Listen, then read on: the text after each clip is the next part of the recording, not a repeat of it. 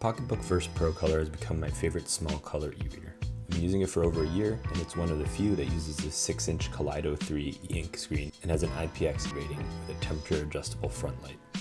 Additionally, Pocketbook doesn't require any logins to use the device. Now, first getting into the design of the VersaColor Pro, there is IPX8 water resistance, so that makes this a great companion on the beach and in most scenarios by the pool, for example, where a lot of people end up reading these because they're so good for outdoor reading. The one benefit of the Verse is that it's much more pocketable.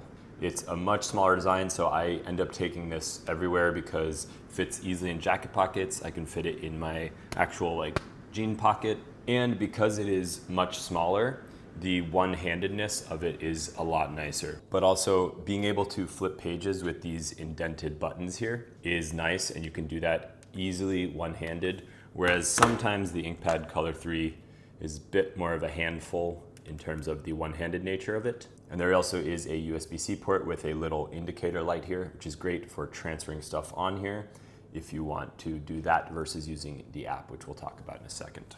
Now, gone from the InkPad Color 3 is the speaker here. And so while you still can do text-to-speech and audiobooks, you do then have to use some form of a headphone or a speaker to do that. I actually tend to use that more on my phone if I'm doing audiobooks, but having the built-in text-to-speech is nice. Just FYI, the InkPad Color 3, you are able to do that on the speaker itself of the device. Look out for your eye.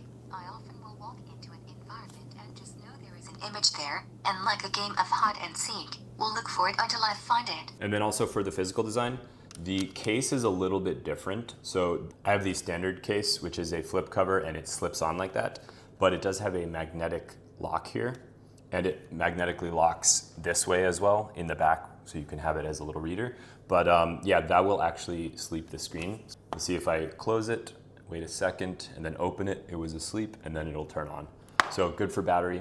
I've had very good battery life on this. I'd say every maybe 3 weeks to a month I have to charge it, but I've been very pleased with that. The design is a little bit different than the InkPad Color 3, where they had this little notch where you slide it in, and it's got a pin connector here. I believe that was for the Qi charging back cover for the InkPad Color 3. But in terms of the accessories, like I mentioned, this one is the standard one. There is also, I believe, an origami one, and then there are some clear ones you can get if you don't like the actual flip design of these.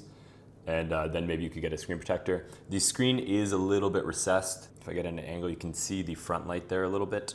But it is matte, so it is nice for outdoor reading because it's not very glossy. Now, in terms of the competition for the Verse Pro Color, I believe there's a lot of competition within Pocketbook itself. There's the Pocketbook Era Color, and then there's the InkPad Color 3. This is a 7.8. The Era is a 7-inch. This is kind of unique in the sense that it is a 6-inch color screen. You don't really see a lot of those. I like it for the portability. Now, one thing I think is important to mention is that if you are just reading in black and white, you are gonna have a better experience on the Versa Pro, the non-color version, because it has better contrast in general than these Kaleido 3 panels with the color array filter on them.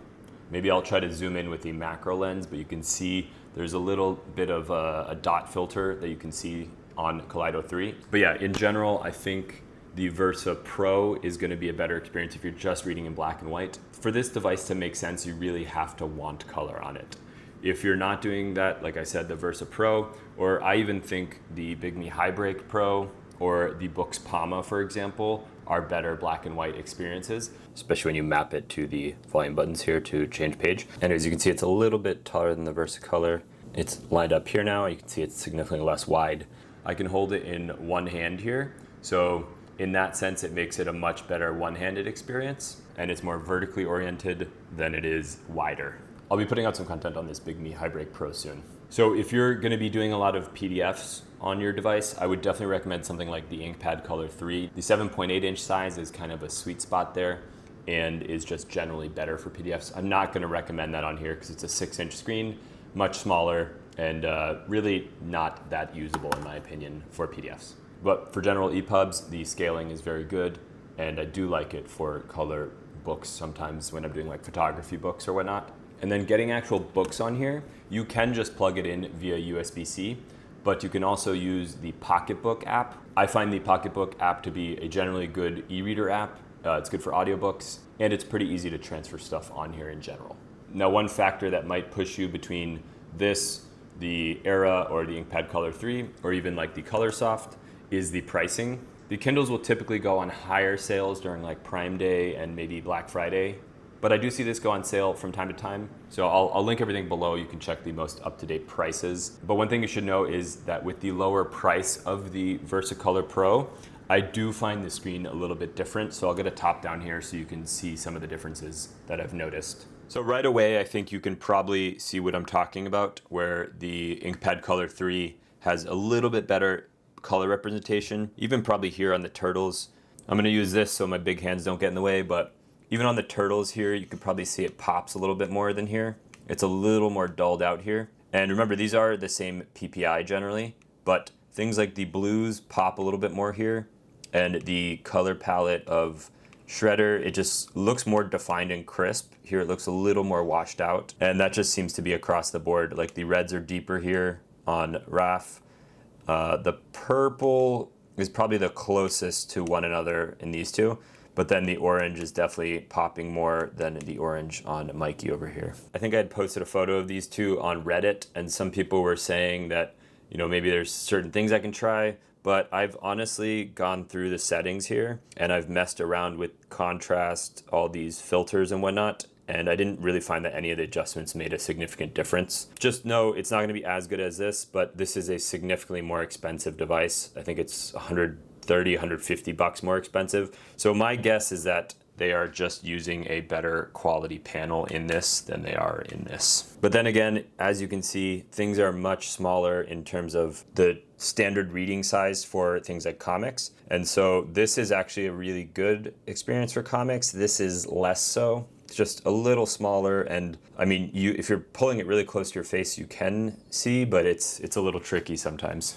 There are things you can do like, you know, fit to width, and then it's gonna be like a tiny bit bigger, but then it normally leaves a little bit on the bottom. So when you scroll pages, you'll see it has to do 2 scrolls, right? It goes to the bottom now, and then it goes to the next page. And you're adding a little bit of size, like really not that much. So yeah, this is obviously gonna be better for reading comics if that's what you're interested in. But the portability of this is great for putting in pockets and whatnot. One benefit in general, I think, of Pocketbook is that if you've seen, there's a big wave of people that have Amazon Kindles that are de-Amazoning their Kindle, because in reality, you don't actually own any of those books, even though you've purchased them.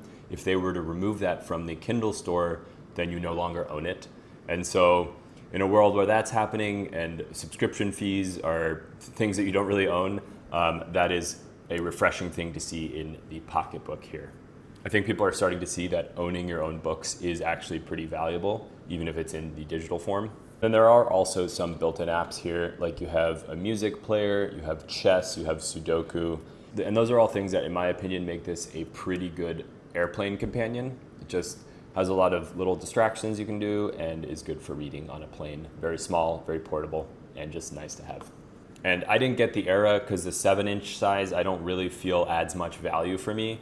I'd rather have something a little bigger where I can read comics and stuff on it, or something smaller that's just really easy to travel with when I'm reading books or color books. But for general black and white reading, I really like the Highbreak Pro. Anyways, hope that was helpful for you. If you want to see more Pocketbook InkPad Color content, you can see that here.